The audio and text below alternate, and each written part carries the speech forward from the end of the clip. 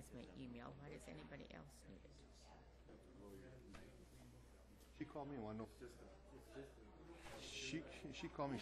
She's. I want to see if the phone numbers are in there. Pretty warm the last couple of days. Beautiful. I know. Gonna stay like this till November. Yeah, very dry. Yeah. Very, very dry. Puzzle me. Well, that's the way it goes. You know, Yeah. Yeah. What? Get into the office. You know what the office is? I did. I mean, yeah. Everything's shaking. That's office on the end where Pat Fox's office used to be. Okay, the office just before you I get. think you need a new clock in here too. Really? I know. Bar time. It's 6:58 Yeah. right now. We need to get that one fixed. That's a cool clock. Isn't that I did. pretty? Let's fix it. Or wind it up. You know anybody that can do that? I don't think it's wrong. I can find somebody. Sure. Yeah. There used to be a guy in Oshkosh. I had a regulator clock that I had to I've have voted fixed for you. twice. And now it runs great. It's been a great firm. Yeah. 10 years. Yeah. But that's an expensive clock. Boy. It'd be Well, you're really back on nice it now. to Get that working. That's good. How dare you?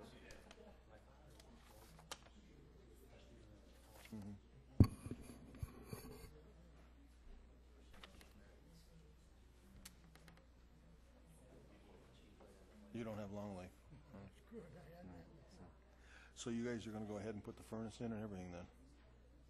Okay. All she's got to do, Larry, is just have her sign those one of those copies and send it to me. You haven't got to give me a down payment right now. I know. Dan, if you want to have a seat, if you want to just That's fine. That's fine. we didn't. I don't. Ruth is our remote. So then I should plan on it though, huh? I should plan on it though. Yeah. I'm surprised Fargo didn't bid on that. You don't have to. I would have thought he would have bid on it for sure. Well, we got 2 more minutes, right? Well, according to my computer, it's 7, but this is the one. All right, let's call this meeting to order. And we'll have roll call. Mrs. Krantz. Here. Mr. Jones. Here. Mr. Timms absent. Mr. Piaski. Here. Mr. Eckstein. Here. Mr. Weddy. Here. Mrs. Plata. Here. Mr. King. Here. Mr. Waddell is absent. Mr. Crawford. Here. Yes. Okay, we'll have silent prayer and followed by the Pledge of Allegiance.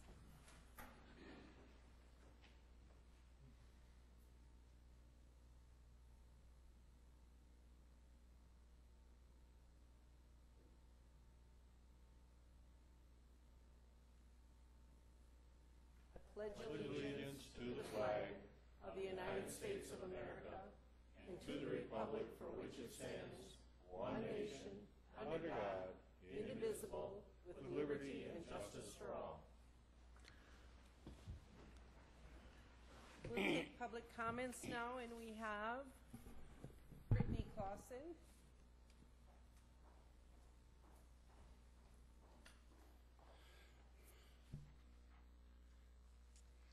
Good evening, I'm Brittany Clausen, and I'm speaking before you tonight on some of the challenges that the Clausen Family Music Show has been facing over the past year, and looking to the County Board to approve adding the Lundberg Resort buildings to our existing conditional use permit, which reads, retail sales shall be contained in the existing barn and milkhouse area. I've prepared a report for you to review with more detailed information than I have time to discuss tonight. In 2010, historic buildings from approximately the 1930s from the Lundberg Resort on Pleasant Lake were moved to our property to be used as display buildings. These buildings are needed as on show days guests often arrive much too early. With the approval of these buildings, early arrivals can visit the walk-through displays prior to the theater being opened at 12 o'clock noon. The zoning office has not offered us much help in making this a possibility, which is why I am here before you tonight. If we can get these buildings added on to our existing permit, our fire and safety inspector can then examine the areas in the same way he inspects the barn and milk house twice a year. Our insurance company has already inspected and approved liability insurance on the buildings. All of our guests would be guided through the displays, much like the historic buildings of places like Old World, Wisconsin, and Heritage Hill. A simple examination and common sense can see that they are both safe and accessible for our guests. In addition to the troubling letters sent out by the zoning office, while I'm here tonight, I wanted to call attention to a very disturbing visit that was made to our property by Amy Bone from the zoning office. We were surprised at her arrival as no appointment had been made, and she demanded to see these buildings. This took me away from my daily operations, and my father Brent and his music students away from their music lessons. In this meeting, Ms. Bone conducted herself in an unprofessional manner, becoming irate and perverse to the point of causing my dad to walk away from the meeting. Her inappropriate behavior and remarks were unfortunately witnessed by his young music students and their parents. This inappropriate behavior, lack of professionalism, and the number of errors exhibited by Ms. Bone causes me concern about her credibility. These challenges from the zoning office, if not resolved, will force us into the closure of our business. I will await a response from the county board as to how to proceed. I am requesting your help tonight to provide approval that these buildings can be added on to our existing conditional use permit so that we can continue to bring folks from all across the country into Waushara County and provide them with a fun and entertaining afternoon filled with joy and goodness. That is what the Clausen Family Music Show is all about. Thank you. Thank you. We'll move down to, Here's those reports if anyone's interested in looking any further. thank you very much. We'll move on to the approval of the agenda. The agenda is going to be changed. The DARE program will be the presenter first, and then roles and responsibilities of county board supervisors will be second. So, I'd move to approve the amended agenda. motion by Weddy. Second by Krenz. We have a motion and a second. All in favor? Aye. Opposed? Same sign. All right, we have no old business. We'll go on to news. The minutes. Oh, I'm sorry. We need to approve the minutes of the April 17th, 2012 organizational meeting. Okay, we have a motion by Jones. Second by Eckstein. Are there any comments? Hearing none, all in favor? Aye. Opposed? Okay, we've approved those. We have no old business, and we'll go to new business with reports by Ruth. Good evening, everybody. The workhouse remodel has started. I'm sure many of you saw the construction workers as you were coming in and heard some of the noise. The majority of the demolition will be completed by this Thursday. The electrician has rewired the main distribution panel, and the plumber has capped off the water lines and rerouted the plumbing. The mechanical company was here last week and shut off the gas and removed the old lines to the dryer in the kitchen. There was a leak in the valve, and so that's why they had to shut off the gas to plug the line. The new ductwork is scheduled to be installed next week. The elevator is tentatively scheduled to be down starting about August 1st. So if you have meetings in the month of August for this building, please try to schedule them in an alternate location because this building will not be handicap accessible for that time period that the elevator is down. There's a conference room in the north annex on the first floor in between the health department and EMS that you could use for some meetings. And if that one is booked, let us know and we'll try to find you an alternate location that is handicap accessible. The tower project, we did get the tentative final approval from our engineers. They're going to come probably next week and do a final walkthrough on that. And so then the two towers in Plainfield and Wautoma will be signed off on and the final check will be distributed. The equipment has been installed on the Marion Tower and delivered to the Coloma Tower. This week they're working on installing it at the Wautoma Tower. So we are steadily making progress with that project. As for the telephone system with the 911, their meeting took place with CenturyLink and their engineers and the recorder company. The equipment has been ordered for the next generation 911 and should be delivered in a couple of months. So then we should have that situation resolved once we get that new equipment in. Spillman, we continue to make progress on the county and village mobile units. The villages are able to access the system from all of their desktops in their buildings, but we're still working on the mobile units for them as well as some of ours. There's a problem at the moment with a NetMotion, which is the software that allows all of the systems to talk to each other. So we're trying to work out that so that we can use the Badger Tracks and connect with the Department of Transportation and all of those things. And once we get that figured out, then we'll have all of those up and running as well. The EMD is currently on hold. Right now, the Sheriff's Department is busy trying to implement Spillman and then take care of the 911 problem. There's also some staff being hired, so that has been temporarily put on hold. I believe that the Public Safety Committee is going to be talking about that more at their next meeting. But that's the report for this month. Does anyone have any questions for Ruth? I guess I just have one question. How long do you expect that delay for the EMD? Are we going to be able to see it before the end of the year? I would hope so. I'm not sure, and I'll have more information after the next public safety meeting. There was a deadline, and I guess we should There was. We should keep to it. June was the deadline for that. I don't see what Spillman has anything to do with training. But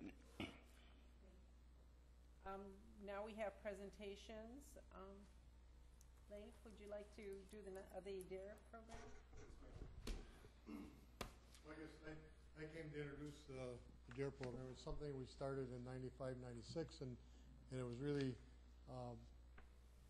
kind of biased because I was the first DARE officer, but we've had a couple since I did it, and now Leif and Marty have done it. I'm glad to report that I think that they are by far the best DARE officers we ever had, and that hurts for me to say that, but a little bit. But they're doing a great job with the kids in the schools, and they're here to show you a little bit about what they're up to.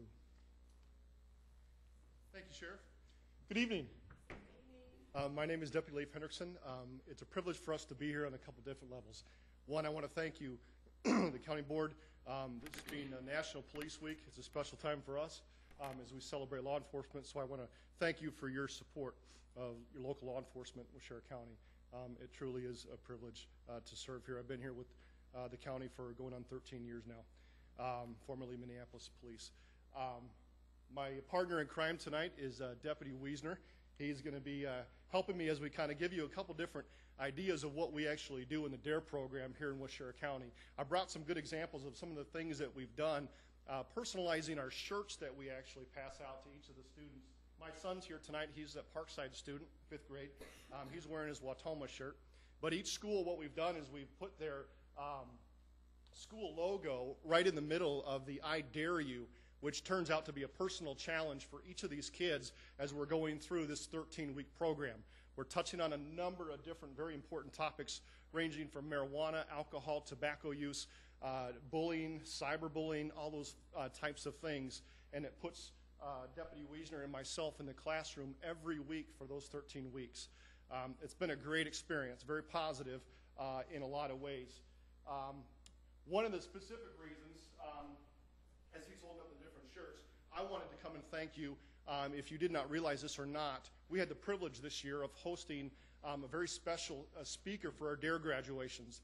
And of course, this was Ripley's Believe It or Not, King of Escapists. And you might remember former Chairman Norman Weiss, now retired, had about 25 years ago the opportunity to present and host this escape artist, and his name is Anthony Martin, here in our old jail where he had escaped from 25 years ago. And then just this last August, he did it again to celebrate the coming of the 2012 Ripley's Believe It or Not book. And of course, it was actually put in our local paper in the Argus, and we actually made Fox 11 News, which put Watoma again back in the spotlight which was a great experience. The book here, have the great donation from the Berlin Walmart. We had 6 books that were donated that have now gone into each of our classrooms. So each of the classes that both Marty and myself participated in were given one of these wonderful books for free. We've had each of our dignitaries, from our judge, our district attorney, Zalski, I believe, our sheriff, a number of our officers within the department had signed these congratulatory comments in the front of the book, and then we put each one of these in the classroom with the bookmark, which does reference Wautoma, Wisconsin, with the escape from 25 years ago. So it's pretty a neat little memento that we're able to put into the classroom. The teachers really enjoyed it, and the support that we've gotten from the school districts have really been fantastic. So it's been a lot of fun. I brought a few different fun things that we kind of present to each of our kids through the course of a year. We right now figure that each student is probably about $12.50 to finance a semester for the 13 weeks. So in fact, we just graduated 100 and I believe it was 40 from Tri-County and Wautoma just this last semester, which would put us over about 250 for the year. Of course, those numbers are going to fluctuate based on the school and the students and their enrollment for each year. So we do a number of fun things that we give out: rulers, dairy racers, things like that. We kind of challenge our kids over the course of a class lesson to wear their Dare shirts, like my son's got on. And then they're working through their workbooks, which we pass out to eventually earn a certificate of completion for graduation. And of course, each one of them are making a personal pledge that they will remain drug and violence free over the course of their life to the best of their ability. We're not naive to think that that's not going to be reality. But the great thing is, and I've said many a time, it's a privilege for us as law enforcement officers to actually go into the classroom, because in reality, it's the only area of proactive law enforcement that we can participate in the classroom and build those bridges as DARE tries to establish between the parents, the school, and law enforcement. So it's a very positive program. What we're going to do now is I'm going to turn it over to my partner here, and we're going to actually go through very briefly one of our lessons that we touch on, Tobacco and You, which will be lesson 2 in our DARE book.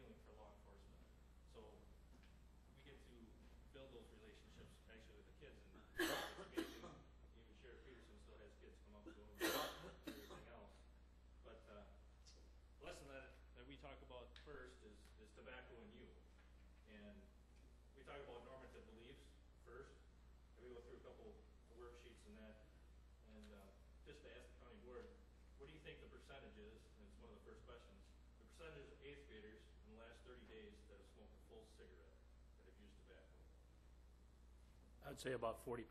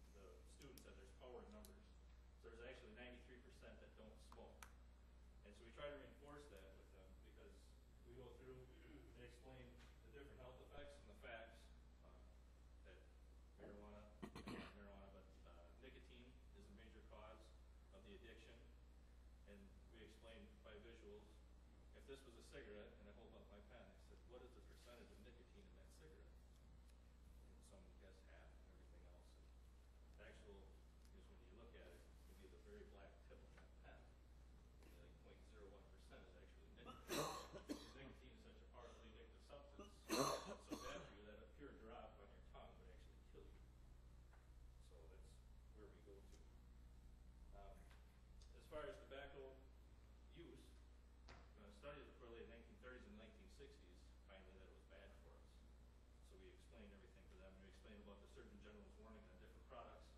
we also do an advertising, and then with tobacco and alcohol lessons, we do an advertising lesson, where we show them the bait and switch.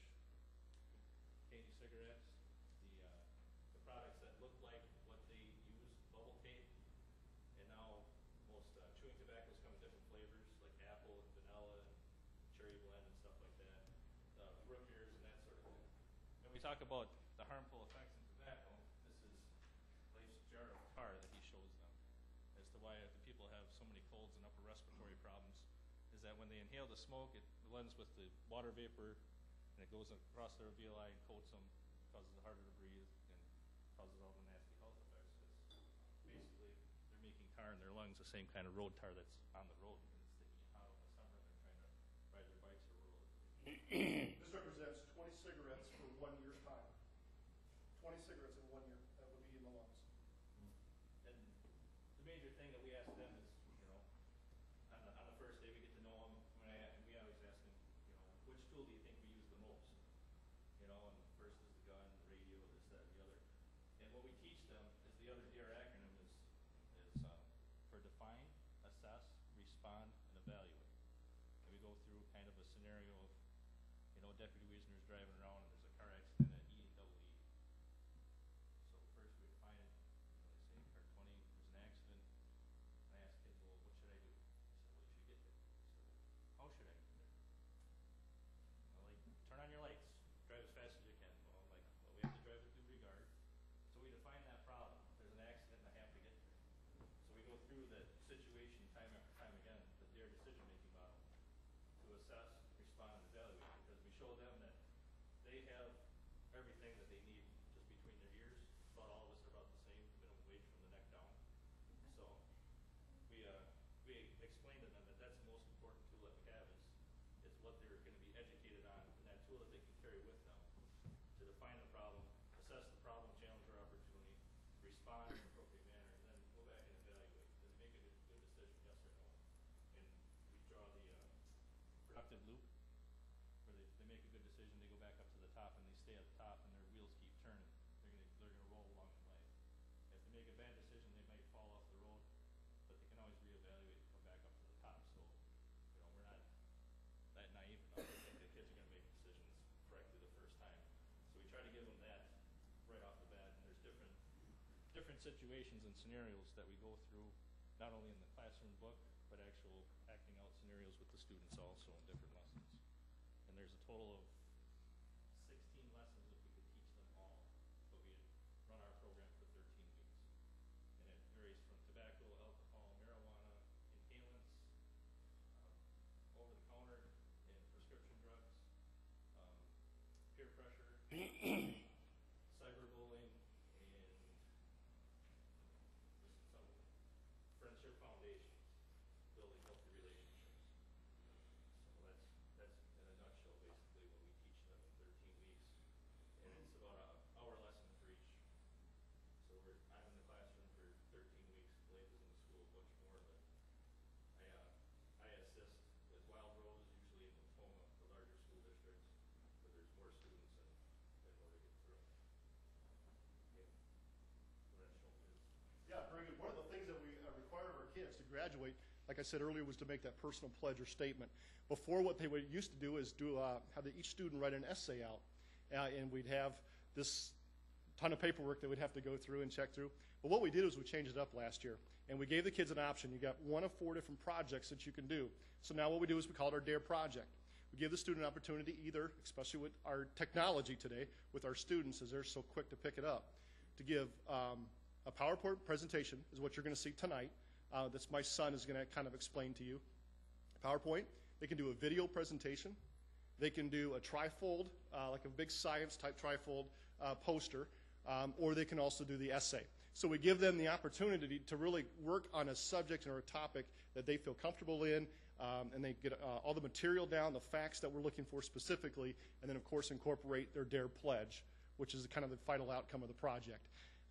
It's really amazing to see the response from both the teachers and the students when they get this project and just start running with it. We just give them what we require in it, and they just go for it. And so what I'm going to do now is I'm going to have my son come up. Alex, this is Alex, my son. He's a 5th grader at Parkside School. He's got the presentation that you'll see up here on the board. Do you want to say anything about it as we kind of stroll through? I like it. That's good.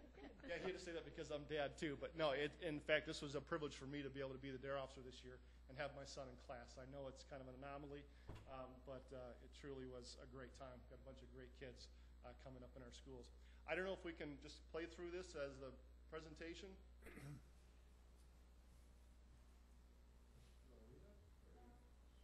He's going to have him talk into the mic. Microphone? Sure. How do I feel about the DARE program? I feel great about the DARE. The DARE program teaches kids what's bad about smoking, drinking, and other drugs if they don't know about it. What have you learned in DARE that can help you stay drug-free and avoid violence? I learned about the DARE, the decision-making model, which helps you to work through situations. D, define. A, assess. R, respond. E, evaluate. Why is it important to be drug-free? It is important because if you aren't on drugs, you can accomplish things you always wanted to, because all drugs do is slow you down.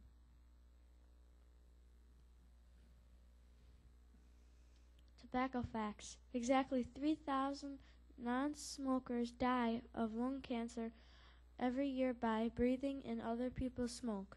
There are 200 known poisons in one cigarette. There are more than 400,000 Americans die from tobacco-related causes each year. Alcohol facts. Alcohol can damage every organ in your body. Alcohol goes directly into your bloodstream and can increase your risk of a variety of diseases. Alcohol can slow down the body and lead to death or coma. DARE decision-making model. D, define. Describe the problem. A, assess. What are your choices? R, respond. Make a choice. E, evaluate. Did you make a good choice? I, Alex Hendrickson, pledge to be drug-free, drug and alcohol-free. And that last one's actually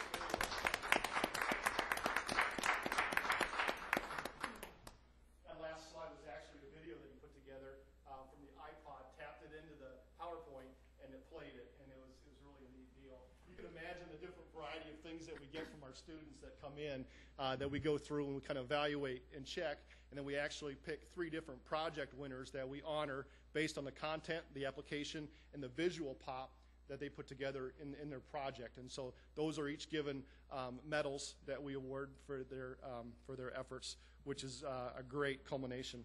And so your ability to allow us to have our special speaker come in, Anthony Martin, was because of the fact that you allowed us to go into our old jail just before it started getting teared apart and actually remove about 6 different items that he was looking for, as he's a collector. And so he came in and presented those graduations, 2 of them, for free, for the cost of those 6 items that were going to be trashed anyway. So I want to thank you for that, because that was a great experience, not only for our students, but especially for the adults in the room, and that would be attested by the district attorney that had been there, and the judge saw our first one, and they were all eyes as we watched this gentleman escape from a straitjacket hanging upside down from a 12-foot tripod. And it was an exciting thing to witness, for sure. The biggest thing that we do is we get to say thank you.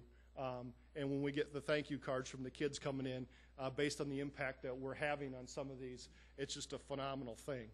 And it really makes our job worthwhile. So here's a challenge to you guys. Anybody remember what the DARE decision-making model is? D is? Fine. Anybody else? A is? You're not supposed to. You're going to give them the answers. R is? Respond. Respond. And E is? Evaluate. Very good, very good. I thought I heard Mrs. Krantz here. So, nice job. So that's our opportunity to be able to work with the kids and to really get in there, establish relationships like Marty had talked about, and try and hit home on some very important subjects that are very evident to these kids. It's amazing young kids that'll come up to you and say, oh, yeah, I've seen that. Or, yeah, my mom and dad. You know, and so as a law enforcement officer, we really have an opportunity to bridge some incredible relationships with these young kids and establish it from an early age. So it's very important. So on a couple different ways, I want to say thank you tonight. One, I know your support is critical of law enforcement, the DARE program, and we're going to be doing some pretty fun, neat fundraising coming up here soon. But any support that we get from the DARE program is fantastic because it goes right back into our kids, into our schools. And so because of that, we have a certificate of appreciation made out, awarded to the Waushara County Board for your significant contribution toward the success of the DARE program. Your support will help encourage our young people to lead safe, productive, drug-free lives. It's signed by Sheriff David R. Peterson, our first DARE officer, and both Deputy Wiesner and myself. So I want to thank you for that. I also know it's a very stressful job every once in a while, so as chairman, I have a little stressor that she can have in appreciation for the DARE program, that she'll remember that. Thank you very much. Thank you. I'll just take just a couple minutes. I wanted to briefly, if there's any questions at all of the county board. Otherwise, I want to thank you for the opportunity to be able to come and present tonight. And if there's any time where we can come back and kind of go over a topic or subject or whatever it might be, we'll be happy to do that. Thank you very much. Thank you, Deputy Hendrickson and Deputy Wiesner, and also thank you very much, Alex. That was a great present. Did you do all that yourself? Wow. Good job. They come a long way from construction paper and pens, haven't they? Good job. Thank you. All right, now we are going to have a presentation by Dan Borowski from Phillips and Borowski on the roles and responsibilities of county board supervisors. Slideshow, Ruth. Go under slideshow. May I do this from the side? Sure, wherever you want to go. Can you hear me? Can you hear me? From beginning. There you go. Thanks, Alex, for that PowerPoint, which is going to put mine to shame. There are no effects. Actually, there may be some somewhere in here. It sort of struck me as I listened to Alex and the program, the concept of define, assess, respond, evaluate. We just heard about DARE. In some ways, that's how county boards should be approaching problems that arise in the county, whether it be budgetary, personnel, some of the zoning issues we heard. We act as an introduction to us. We act as one, we act as a county board. We address issues as a county board. How do we address them? We define them. What is the issue? We assess them. We vote to what our response is going to be. We have our administration implement that response, and then we evaluate. Sort of a similar concept as I listen to that. So I sort of keep that in mind as we move through this program. And I'm up to this. So today's presentation is something that we've done across the state on the role of county boards. And the steps we're going to take through this is just a little bit of an introduction, take you through what the Wisconsin statutes say, and then talk about generally county operations. But I think what we should begin with and not forget that this is not yesterday's county board. I think a few of you have had the pleasure of sitting on the transition committee and dealing with some of the issues. But the legislation which passed in March of last year has changed the world. We are moving from a collective bargaining governed environment to one where the county can plot its course. This county board, over the last year, but particularly moving forward, your term is going to be in a new world. The decisions you make, you have far greater flexibility in terms of how you can operate county government. We're not going to be bound, other than possibly in the Sheriff's Department with their agreement, to a collective bargaining agreement which tells us how to do things. We can dictate how we do those things. But with that authority, continue with New World Order, in terms of what do we have to look in front, ahead of us, are issues on how we're going to pay employees moving forward. Are we going to move to merit pay? Are we going to keep our current and post-retirement benefits? How do we transfer employees, and so on? Are we going to cross-train employees? Are we going to look for contracting opportunities with the private sector? Are we going to collaborate with other governments? Are we going to revise the policies and the handbooks that we put together at the end of last year?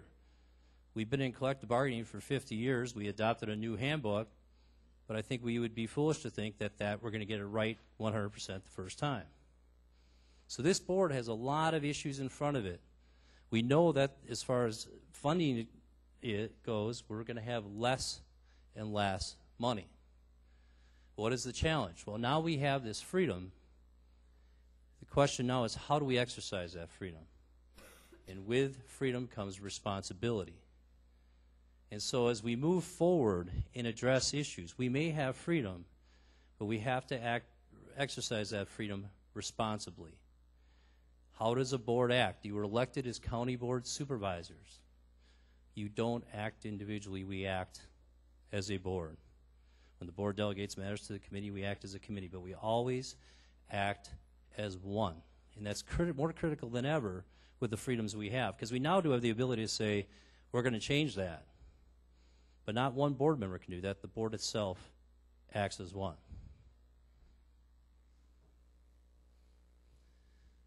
So what is the introduction of what a county board does? The county board, and you'll see how it comes up later in terms of Wisconsin statutes, the county board is a policy maker.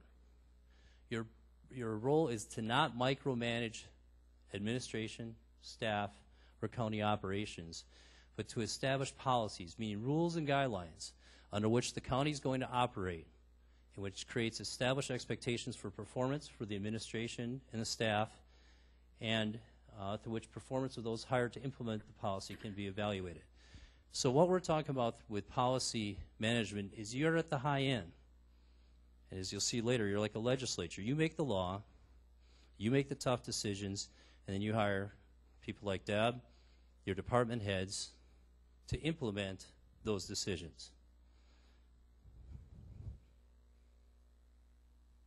Traditional governance, the board approves action plans and exercises oversight by monitoring all aspects of the operation. The board tries to keep up with and instruct management. Under policy governance, the board defines the goals and holds management accountable. You are the leaders. You describe what means are and are not acceptable, and the work of the board is focused on revising the desired results and means. Attention is given mainly to attending to the needs of the community served. Again, sort of back to that DARE concept. Define, assess, respond, evaluate. Fits right within a policy governance. So why are we doing county board training? Well, the purpose of county board training is to help define roles and responsibilities of the incumbent and new county board members. I think one of the more important issues that plays behind all of this is that the proper exercise of board authority results in a process which is open to the public and fair to those who pay for, provide, and receive government services. What does that mean? What it means is when we act as one, when we address an issue, start with defining the issue, a problem comes to our attention, comes to the board's attention, the board can send it to its committee. Committee can then address the issue if they feel it needs to be addressed. That's in an open format. Committee makes recommendations back to the board, again, in an open session most likely, and this is a reason to be closed. But we have a process for resolving problems so that no one board member takes on the responsibility for the board to investigate an issue. So the open and fair process, I think a good example of that would be if an employee says, I have a problem with a department head, and they come to you as a county board member. And you, as a county board member, say, how do I respond to that? The wrong action is to say, I'll fix the problem. I'm going to look into it. I'm going to talk to the department head. I'm going to talk to Deb Beringer. I'm going to solve it. Well, there's other members on the board who might say that's not a problem. We shouldn't look into that. We should support the department head. So once we get astray from that process and you begin an investigation, it destroys that open and fair process. Because now an individual board member has taken upon themselves to do an investigation, has independent information that hasn't been corroborated by anyone else, and then you're going to come to the board and say, boy, this is a huge problem, I looked into it, and we have to do something. Can't work that way. That's not an open and fair process. It doesn't bring it through the proper channels to ensure that everything is out in the open, that the issue is fully examined by all board members with equal information and access, and that a decision is made by the board as a whole.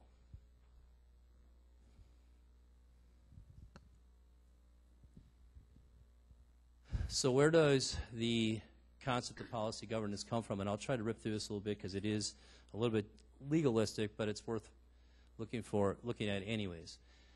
Counties are a really odd type of government.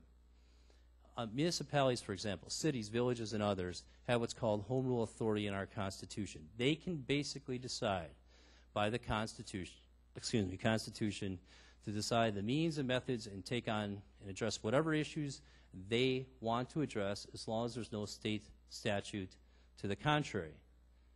Counties, on the other hand, receive their power through, and there's the municipal home rule, which says it gives the authority. Counties are also created by the Constitution, but they're only given the powers that the legislature gives to counties. And the Constitution defines who our officers are, and ultimately the legislature determines what our responsibilities are going to be. So counties are assigned responsibilities by the state, including the provision of social service programs, juvenile justice, senior citizen services, and so on. And you see all the different things that we as counties and county boards oversee, that has all come from the state. The state assigns and tells us what we can and cannot do. So we basically have become agents of the state. Counties are considered a body corporate, which basically means they can be sue and be sued. That's Ruth's part. Acquire, hold, lease, rent, real estate, personal property, and estate, and so on. So a county is basically like a corporation, but it's a public corporation. You can make contracts and do all the things you need to do to exercise the authority granted. Counties are given for any legislative authority or any legislative area that you're asked to provide, you're given what's called administrative home rule. Every county may exercise any organizational or administrative power subject only to the Constitution and any enactment of the legislature which is of statewide concern.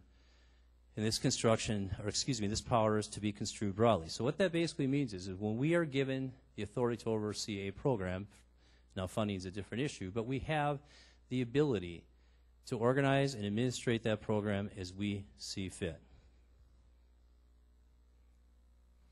Now this is the flashy part of it. Not very flashy. But can we name the three branches of the federal government? Anyone? Legislative and executive. No. That's right. Three branches of state government? That's right. Three branches of city government? We'll just rip through this. We'll give you the answer. Sort of the same thing. Then we get to the county government. What are the three branches of county government? Who's the legislative? County board. Who's the judicial? The courts, but the courts are actually state courts. We really don't even have a judicial. And then who is our executive? Well, the executive starts with Deb Beringer, then moves down to our department heads. So when you look at county government, legislative is the county board, executive, which is the various forms of government, and then judicial, we don't have one. That's important because this is, when we look at county government, we look at the structure of it, we're sort of set up like other types of government, but the roles are not as clearly defined. Our legislative is the county board, but as you're about to see, the statutes sort of blur those lines a little bit, at least initially. So we start out with the board powers. What Wisconsin law tells us is the board of each county shall have the authority to exercise any organizational or administrative power subject only to the Constitution, and so on. Very similar to that home rule. And then it says unless those powers have been assigned to someone else within the county. So the county board is really the initial, has the initial authority to do all aspects, to legislate and to execute, at least by 5951. Tells you that county boards act and are through county supervisors who are elected. And that's you. But then what it does, then what the legislature said is, but we still need to run our counties. So the legislature created 3 forms of county government. The first one, county executive, is 5917 in the statutes, and it gives the county executive broad supervisory authority, broad appointing authority. As you can see, the county executive has significant authority, can even override or can veto county board ordinances and resolutions, which the county board can then override. So the county executive is very similar to what the president would be in federal government. County administrator, a little bit less responsibility, but still the chief administrative coordinator of the county. And then you have the model that you have, which is in any county which you don't have a county executive or county administrator, you will have an administrative coordinator. What does our administrative coordinator do?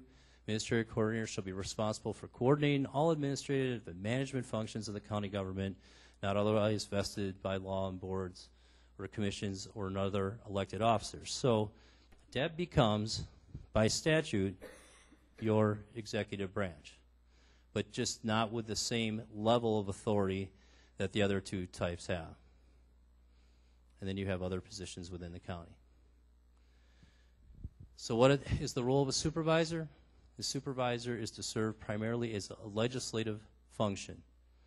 A legislative function is largely limited to policy making, law making, budgetary approval, and cooperative decision making. That third point is the most important one. No operational control resides within individual supervisors. The county board acts as a whole or through committees. So again, by statute, county supervisors make up the board, but the board acts as the legislature, and no one individual supervisor has any operational authority, meaning you can't act without being within the confines of either a committee or the board itself, or having the authority delegated to you by one of those 2. So for example, if we have an employee issue or if you have a continued problem with employee issues in the department and the committee says, we're going to delegate Bob Jones to look into it, then Bob Jones has that authority delegated to him and can do the investigation. But if Bob Jones does it on his own, he has no authority to act or bind a committee or the board itself. So we act, again, as one, and that's how the legislature set it up.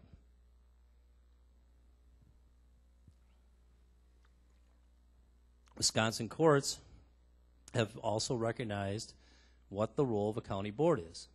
County board's role and function is primarily policymaking and legislative, while the other branches are administrative. And again, policy is defined as a high-level overall plan embracing the general goals and acceptable procedures, especially of a governmental body. It's the authority to make the laws, not enforce them, or appoint the agents charged with the duty of such enforcement. So again, county board makes policy. You set direction. The people below you enact or implement that direction. And here again, this just shows you how county boards act, primarily through ordinances, resolutions, or board actions. There's your ordinance. Resolution, I don't need to go through all that. County board organization. County board chair, obviously, is the head of the county board.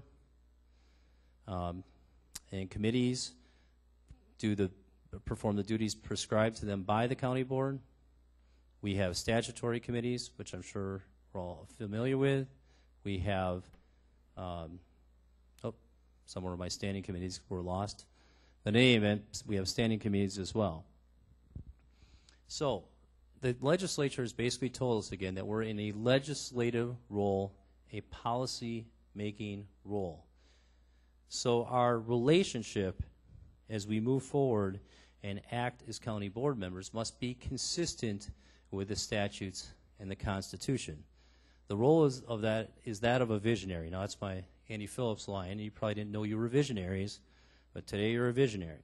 And what that means is you determine and have a vision as to how county government is going to operate.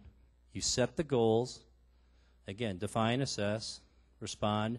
And once you set the goals, you set your administration free to implement those goals along the guidelines and rules you've set. And then they come back to you and say, here's the result. And you evaluate that result. But the people that implement is not the county board. It's the people that the county has hired to implement. So what are the county board functions again? To involve, represent, be accountable to the public, to determine the services to be provided, to adopt a budget, to regulate, that would be through ordinances, to develop plans, in other words, to enact policy. And there's the standing committees. See, if I would have had a special effect, I could have moved that back, but it didn't work. So, now the comparison is, what is the board role versus administrative and staff roles? Just a quick story. I was in a meeting today in Wausau and with a number of counties. And one of the issues came up as to whether the county should adopt a bullying policy for its employees. And everyone in the room laughed and said, if we're going to have a bullying policy, we need a bullying policy from our county board. I thought that was interesting. They were basically saying, we get bullied by our county board, they get down, they micromanage, they're bullying us. I thought, well, then there's a problem with defining the difference between the board role, administrative and staff roles. We don't need a policy against bullying. What we need is a proper definition in those counties between the role of the board and the role of the people we hire. The board serves a legislative role. What are we going to do? Why are we going to do it? Department heads and staff serve in an operational and advisory role. When, why, and how. So the staff works under the county board and has an obligation to carry out those duties in a manner consistent with the policy direction of the board. What does that mean? If we decide, for example, now that we're out of collective bargaining, one of the issues would be, how do we handle job postings? How are we going to hire people when we have an opening in the county? What do we do? The county board can say, overall, our policy is going to be to favor or at least look inside first, because we want existing employees to have an opportunity to move up within the county, and then look externally second. That would be a policy decision. So department heads would have to follow that policy. But in terms of who goes through the resumes and how detailed, who we look at, how we advertise, what the advertisement says, what the job description looks like, and so on and so forth, is really something, how we define that position and look at whether the skill set fits, is really the role of the people that we hire to do those things. So the hiring process is really outside the policy. All the board should really be care about is that when Deb does her job search and the department head does the job search, that they follow the guidelines and policies that the board sets. Then they come back and make recommendations. The department heads and staff do not make policy, the board does. So if Deb can disagree with that policy and say, I don't agree with that we should favor Waushara County employees first, but that's not her decision to make, that's the board's. She has to do what she's told. She has to enact the policy. But how she does it is really within her realm. And you see the other parts of the staff, what staff does. And again, this is just sort of a good example of how the difference between policy, which is the county board role, and administrative and operations works. County board determines what's going to be done and why, and administration determines how, when, and where.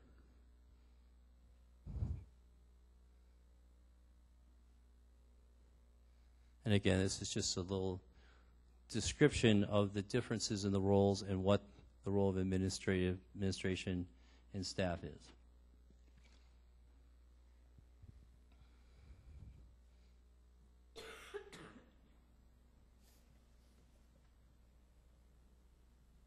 And I'll rip through this, this is my special effects again, but I'll try to get us through this again. But this is just sort of an example of the private sector version of what we talked about. Even though counties are not businesses, they sort of do match up. County government sort of matches up with a private sector business. And you can see how that plays out. And here again, this shows you the organizational structure of a county, organizational structure chart for a county without a county executive. And again, it sort of shows you the directions in which information goes and how it's implemented. And the county board sits on top as a policy maker.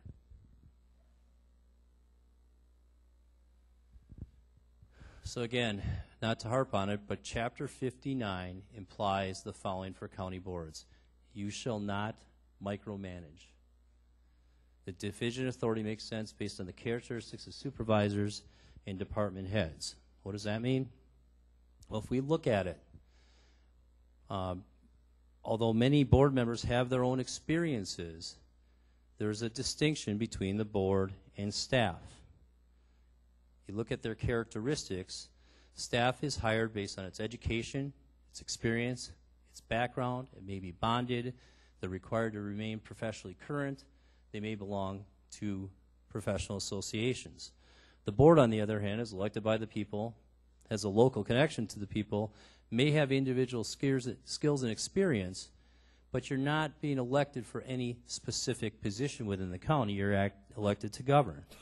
So the question becomes, when you have an issue within a department, for example, the highway department, if we, from the micromanagement standpoint, the board would say, well, we should get involved in that issue. The highway commissioner's not handling it right. But when you look at the differences in characteristics, we should require our highway commissioner to solve the problem. He has the education, or she has education, experience, background, professionally current, and so on. That's why we have staff. That's why we hire administration and staff and department heads, is because they are specific. They have specific skills and experience and qualifications, which they were hired in order so that, or that's why we hired them, so they would run a department. The county board doesn't have those skills. You may have some personal skills, but that's not why you were elected, and it's not really the role of the county board.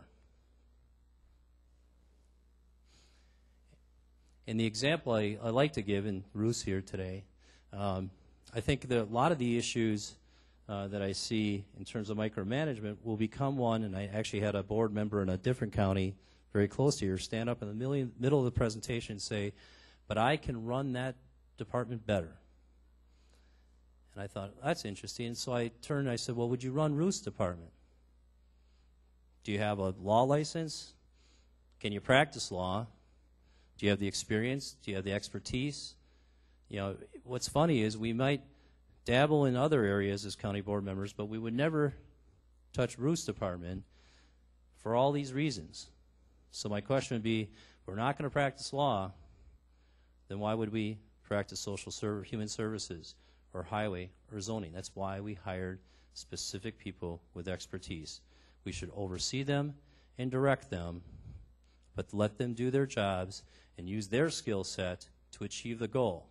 If they don't achieve it, then it becomes your role to evaluate at the end of the day, to evaluate and then decide where you go next. If the job's not getting done according to the county board policy, then you need to make a change. That change is not having county board members do the work. It's finding staff who will achieve the goals that the board sets.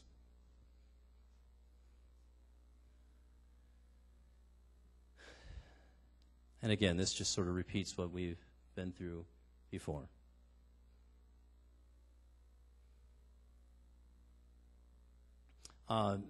We have a chain of command policy in our employee handbook, right, Deb? Yes. And the same thing really has to be respected here. When issues are raised before county board members, they should be referred to the appropriate source for handling. County board members should avoid engaging in individual initiatives to investigate or address issues unless authorized to do so, which I think we covered before. And following an appropriate chain of command will ensure that issues are addressed in an open and deliberate manner that is fair to all involved. Again, it's policy governance. What happens without the distinction between policy and administration? And I guess these are some of the examples. But as we move forward with the budget repair bill and the freedoms that the county has, you have a lot of things you can do here to set policy as a county board.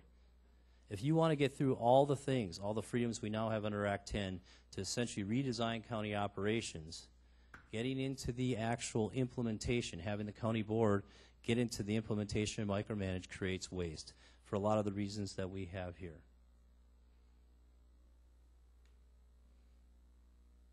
It creates inefficiency, it creates confusion, and it creates problems. And once the county board decides to act as administration, that bottom one is very interesting. You have no way to evaluate whether department heads are doing their jobs or not because you're doing it for them. So we don't even allow the people that we hired to do their jobs to do their jobs. What happens if the county board doesn't stay in its policy role? Employees spend time focusing on pleasing the micromanager versus doing their jobs. They suffer a loss of morale because the skills they took years to build are being wasted. And the futility mentality sets in. Why am I even here if I cannot be trusted to do the simplest of tasks? And again, we have to trust the people we hired to do their jobs, give them the direction from a top-end legislative policy standpoint, and let them do their jobs with defined goals, and then evaluate if they've met them. If they haven't met them, then we need to start that whole DARE process again. Define, assess, respond.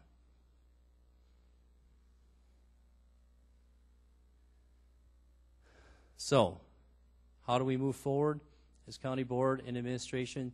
There is a natural friction. As I showed you in chapter 59, the board's powers do give, the Wisconsin statutes do give the board some executive power. But by the later definition, that power is then divided up between administration and board. So how do we work together?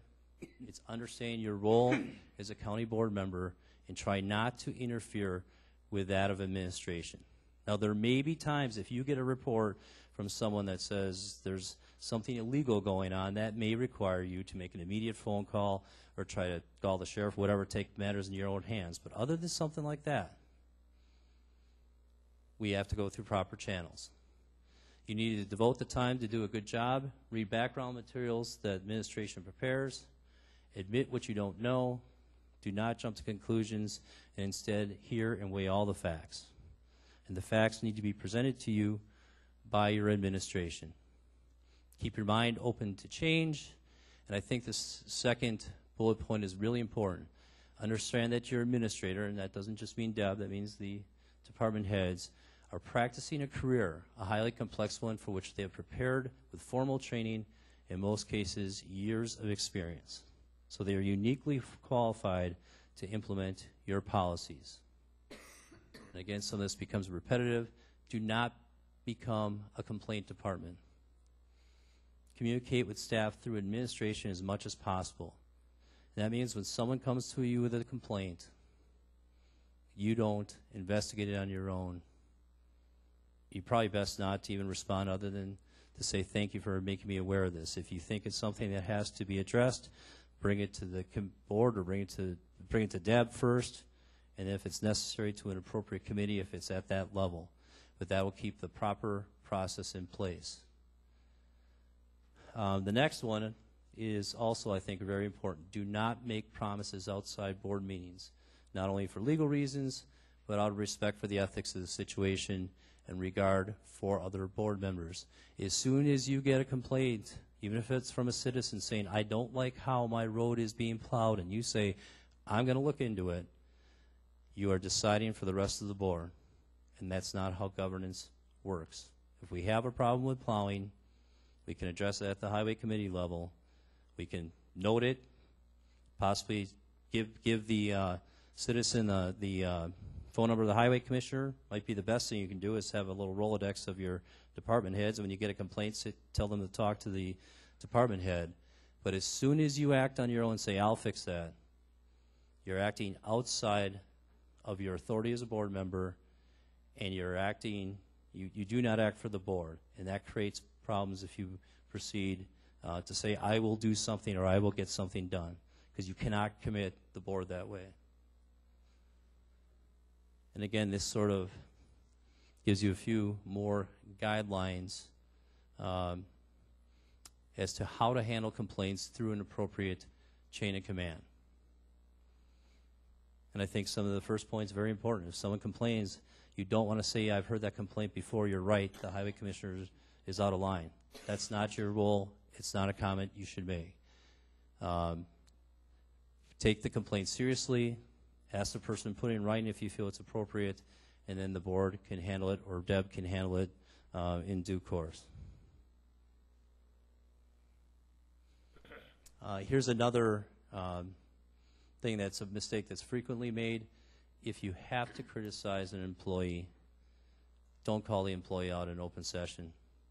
If we deal with employee issues, we deal with them in closed session. If we want to criticize an issue, criticize the work, don't criticize the employee. That's why we go into closed session when we deal with employee matters, so we can not call out the employees. Because if it's a reputational interest thing and we're wrong, it can create problems for us. Next rule is, again, don't surprise administration at a board meeting with resolutions, problems, and issues without their prior knowledge. And obviously, the reasons for that are clear. Again, we want to have full information. If you think there's an issue, go through the proper channel so we can address it with the department head, get full information, fully discuss it either as a committee or as a board, and then have our resolution to the issue, and then move forward and evaluate if that resolution worked. If it didn't, we do something else. And that's pretty much the spiel on the rules. If you need additional information, there is a lot of information regarding on the local government center websites, and even through our website, just on information through WCA, the Budget Repair Bill Consortium, on the proper roles and responsibilities of county board members, how the statutes work, and how, if you have questions on parliamentary procedure, all those types of things, they're all available. And one thing I will tell you is that you are a member of the Budget Repair Bill Consortium, which means you're one of 45 counties that are getting together to deal with a lot of the issues that you're going to be facing following the Budget Repair Bill. So Deb has a lot of information. There's a lot of publications as issues come up. There's always information out there. The board can make access so that you can make full and informed decisions. So that's it. Thank you. Does anyone have any questions?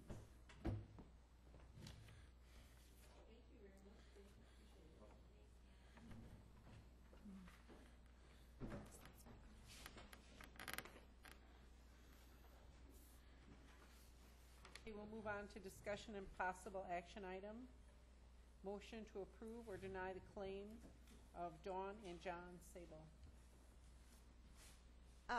You all got a summary, a recommendation that I put with the packet on this claim. But basically what this is that back in 2011, last summer, we had gotten a report about a holding tank that was discharging onto the ground. And so we went out and looked, and sure enough, there was a problem. And of course, as you all know, that could lead to environmental problems and human health hazards. The tank was pumped, and the owners did follow a plan to make sure that there would be no further environmental problems at the time.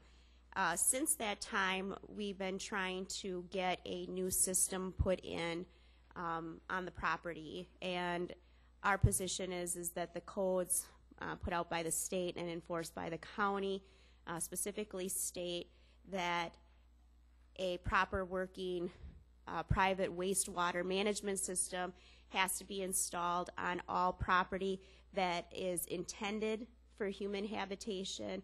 And so even though this property currently is unoccupied because the tenants have moved out and has not been re-rented, it is a residence, it's intended for human habitation, and it needs to have a proper working system. When zoning contacted the landowners and were unable to get a response from them, the matter was returned over to my office to try to get a response from them. And I think I sent them one letter, maybe two, asking them to make a decision as to what type of system they were going to put in. They didn't make that decision. We had never filed a court action on this matter. We had not gotten to the point of issuing a citation or filing a legal complaint against the landowners. We sent some more information regarding what our position was on the code provisions, and then it was their decision to, at that point in time, install a holding tank. Once the holding tank, they made that decision to install a holding tank, they filed a notice of injury with my office and the zoning office, indicating that they would be filing a notice of claim, asking that the county board reimburse them because we had taken away their property rights. Their claim is that if they choose to put in a mound system at a later date, now they have wasted money putting in this holding tank, and that we forced them to do this. I don't think that we forced them to do anything yet because we haven't taken the matter to court. They made that decision prior to us going to court. But as we do with all claims, we sent that to the insurance company. Our adjuster looked at it and was indicating that the insurance company felt that this claim should be denied, and it should be denied formally. So what we're here for tonight is for your decision on whether or not you would like to pay the claim or to deny the claim. They are asking for $100,000 on this claim, and once you make a decision, then that decision will be provided to Mr. and Mrs. Sabo, and then it will kick in different timelines depending on what your action is. So that's kind of the summary of what the situation is. Do you have any questions for Ruth? All right. We have a motion. I would make a motion to deny the claim. We have a motion by Weddy, second by Eckstein. Okay, we have a motion, a second. All in favor? Aye. Opposed? All right, now we have consideration and possible action on the following resolutions. Resolution number 16-05-12, resolution acknowledging the commendable service of Norman Weiss as Waushara County Supervisor. Motion by Kirschner, second by Krenz. Any discussion? Okay, we have a motion and a second. All in favor? Aye. Opposed? Resolution number 17-05-12, resolution acknowledging the commendable service of William Downey as Waushara County Supervisor. Motion by Crawford, second by Eckstein to approve the resolution. Any comments? All in favor? Aye. Opposed? Resolution 18-5-12, resolution acknowledging the commendable service of Frederick Gellerup as Waushara County Supervisor. Have a motion? Motion by King, second by Krentz to approve. Any comments? Any questions? All in favor? Aye. Opposed? Resolution 19-5-12, 2011 budget addendums. I would move to approve the addendums. Motion by Weddy. Second by Eckstein. Any comments? Any questions? Okay, we have a motion and a second. All in favor? Aye. Opposed? Resolution 20-5-12, resolution authorizing the creation of a limited-term dispatch position. Motion by King, second by Kirschner. I'm assuming this is to approve. Motion to approve? All right. Do you have any questions? Can I have an explanation, please?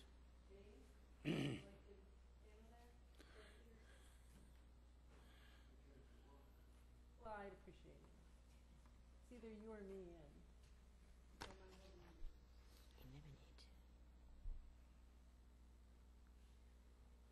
when we worked out the budget and got it down as low as we could, it required us to be at a minimum amount of staff, which works real well. We made some changes in the way our employees select vacations and some other things to ensure that we had staff on hand at all times.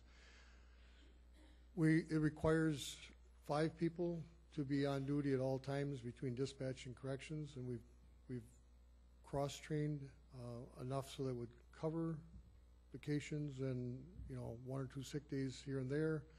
We now have a situation where we have an employee that's out for an extended period of time, 3 to 6 weeks, we're told, followed by for surgery, followed by another surgery, which will be another 3 to 6 weeks, and it's going to require to fill those positions yet, which will require paying somebody time and a half to work. If we can find somebody that would do it as a limited term employee, we could do that at straight time. It's neither position is in my budget, but I can get more hours of work out of somebody at straight time than I can at time and a half. So that's why it would just be more cost effective to do it that way. Depending on whether we can find somebody. We thought we had the perfect person for it, but in the meantime, since we took this to committee to get this approved, we've had somebody that has left or is leaving very shortly in dispatch. So the person we had kind of thought it'd be perfect for LTE has now been offered a full-time position. So we're still trying to find another LTE. Sheriff, would this position then be able to be moved from like one spot to another within your dispatching area?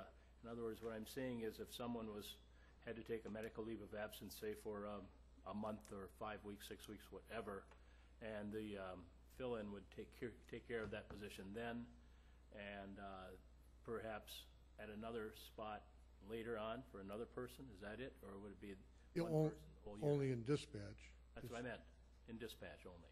Yeah, whoever fill a vacancy wherever. You might fill a vacancy for a month at one time and maybe for another person in dispatch at another time during the year, is that it?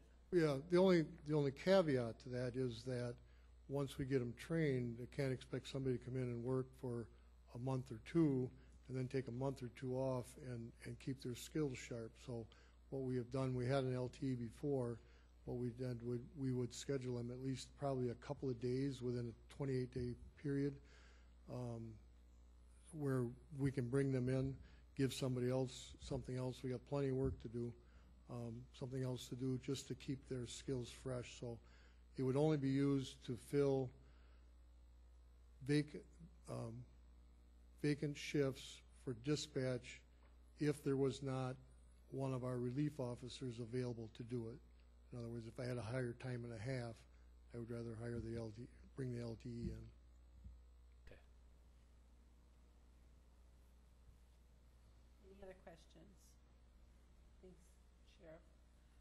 Okay, we have a motion and a second, and I believe we need a voice vote on this. Mrs. Krentz. Yes. Mr. Jones. Yes. Mr. Piaski. Yes. Mr. Eckstein. Yes. Mr. Weddy. Yes. Mrs. Plana. Yes. Mr. King. Yes. Mr. Crawford. Yes. Mr. Kirschner. Yes.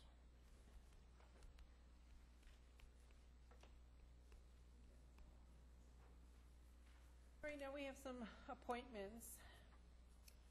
There's some appointments to the Highway Traffic Safety Commission. Do you want me to read them all off? Sure. Okay. Sheriff David R. Peterson, Coordinator. Darlene Mastercola, Secretary. Tom Dalkey, Highway Department. Don Olander, Police Chief Representative. Robert Helt and Thomas Knopp, Wisconsin DOT Representatives. Dan Stainbrook, Wisconsin State Patrol Representative. Tim Rosine, Washera County EMS. Doug Rodenzel, Firefighters Association. Ruth Zowski, Corporation Counsel. Clyde Simonson, Watoma Area School District. And Jerry Weiland, Citizen Member. Okay, we'll do the Library Services Committee as well. Claude Olson, Wild Rose School District Administrator, term June 2012 through May 2015. Motion by Eckstein. I will second the motion. Second by Weddy to approve. All in favor? Aye. Opposed? Proclamations. Designating the week of May 20 through 26, 2012 as Emergency Medical Services Week. Designating the month of May 2012 as Older Americans Month. Designating June 15th, 2012 as Elder Abuse Awareness Day. Do we have a motion? I make a motion that we, By Krenz, second by Jones, to approve the proclamation.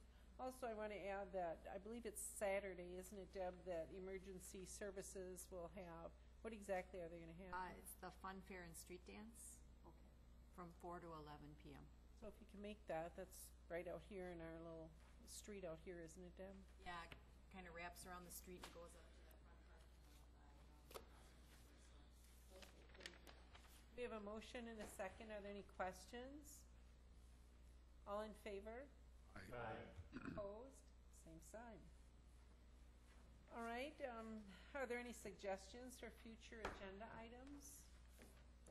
I wanted to know about the Clausen family. Clausen family? That she spoke about. I don't know only what she said. Right. Talk about that or not? It is a zoning issue. Zoning issue. It hasn't come to zoning other than staff.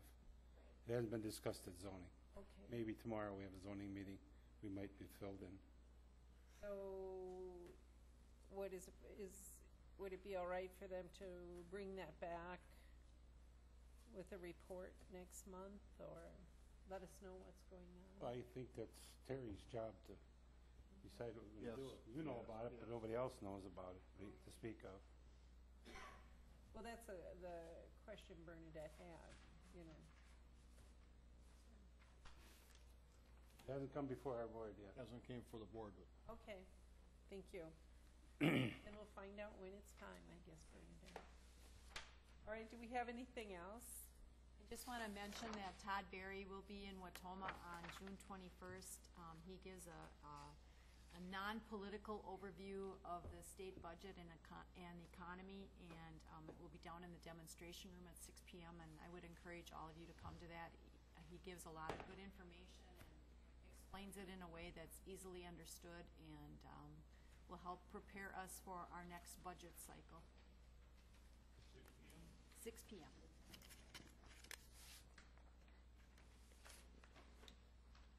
All right.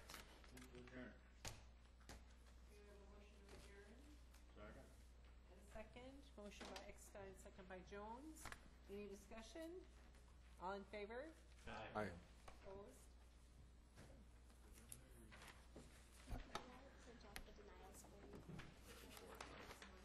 Not yet.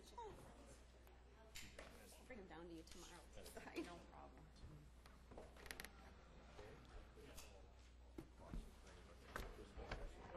Let's talk about it now. It's not right now. That was a nice presentation, thank you. Reach down and unplug that. It's down by your feet. Yeah, there's a lot of stuff going on